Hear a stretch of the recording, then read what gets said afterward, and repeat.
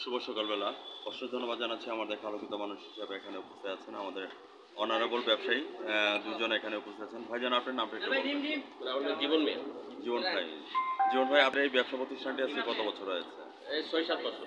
৬-৭ বছর হয়েছে। হাঁটি পাপা করে কিন্তু ৬-৭ বছর পার করে দিয়েছে জীবন ভাই। বর্তমানে ব্যবসা বাণিজ্য পরিস্থিতি কেমন যাচ্ছে এই কথাগুলো একটু চ্যানেলে তুলে এই ধরবেন। তো আগের চেয়ে মনে করেন যে মোটামুটি একটু খারাপ হয়েছে।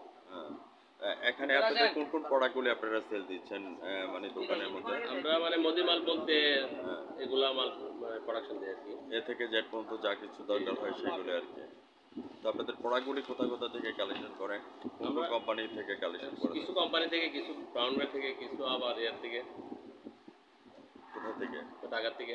ঢাকা থেকে এগুলো আসে। তো এখানে আপনি যে ব্যবসা করে যাচ্ছেন, আপনার কাছে কেমন লাগছে? মোটামুটি ভালো। ভালোই। তো আমি আপনার চ্যানেল 99 এবং জাতীয় পত্রিকা দৈনিক আজকের আলোকিত সকাল থেকে আমি সাংবাদিক ফরহাদ ভাই আপনাকে সাধুবাদ জানাচ্ছি এই জন্যই যে আপনি 7-8 বছরে আপনি ব্যবসা বাণিজ্যের পরিস্থিতি নিয়ে কাজ করে যাচ্ছেন এবং ব্যবসা পরিচালিত করছেন। তো সেই সুবাদে আমার চ্যানেল 99 এবং জাতীয় পত্রিকা দৈনিক আজকের আলোকিত সকাল থেকে আপনাদেরকে সাধুবাদ জানাই। সামনের দিকে এগিয়ে যান এবং ব্যবসা বাণিজ্য থেকে সামনের দিকে এগিয়ে গেলে আজকে যে আপনারা ভ্যাট এবং ট্যাক্স দিচ্ছেন, এই ভ্যাট এবং ট্যাক্সের টাকা দিয়ে কিন্তু দেশের উন্নয়ন হচ্ছে। তো যে নিয়মিত আপনারা ভ্যাট ট্যাক্স দিয়ে যাচ্ছেন না? তো এই যে ভ্যাট ট্যাক্স দিয়ে দিচ্ছেন, আপনার যে দেশের উন্নয়ন হচ্ছে, আপনার কাছে ব্যাপারটা কেমন লাগছে? ভালো। যেমন মনে করেন যে পদ্মা সেতু থেকে শুরু করে কর্ণফুলী টানেল থেকে শুরু করে প্রত্যেকটা জিনিসই কিন্তু আজকে আমাদের এই ভ্যাট ট্যাক্সের টাকা দিয়ে আসছে। ঠিক আছে?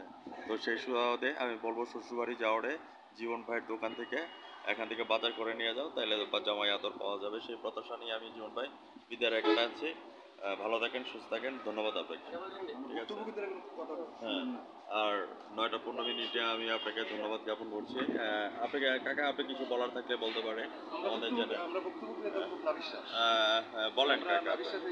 হ্যাঁ। আমরা আমি মধ্যবর্তী আচ্ছা। এতেই আমরা দেওয়ালে ফিট হয়ে গেছে। আমরা আর পারতেছি না, আমাদের ধৈর্যের পিছনে আছে কিন্তু ধৈর্য বাদ দিয়ে ভিউয়ার্স, আমরা সাংবাদিক যারা জাতির বিবেক হয়ে কাজ করছি, থাকবো না কবদ্ধ করে ত্যাগ ব্যবহার জগৎটাকে কেমন করে খুঁজছে মানুষ যুগান্তরে এখানে পাবে। আপনাকে আমি সাধুবাদ জানাচ্ছি। আপনি যে কনসেপ্টটা তুলে ধরেছেন, আমরা বর্তমান সরকারের কাছে এই প্রণোদনা চাচ্ছি যাতে আমরা নিম্নমুখী হয়ে আপনাদেরকে জিনিসগুলি সম্পূর্ণভাবে দিতে পারি। সেই প্রত্যাশা নিয়ে কাকা আপনাকে ধন্যবাদ জ্ঞাপন করছি। জীবন ভাই, আপনারা যে চিনিটা সংগ্রহ করেন, এই চিনিটা কোথা থেকে সংগ্রহ করেন? ব্রাউনওয়ে থেকে।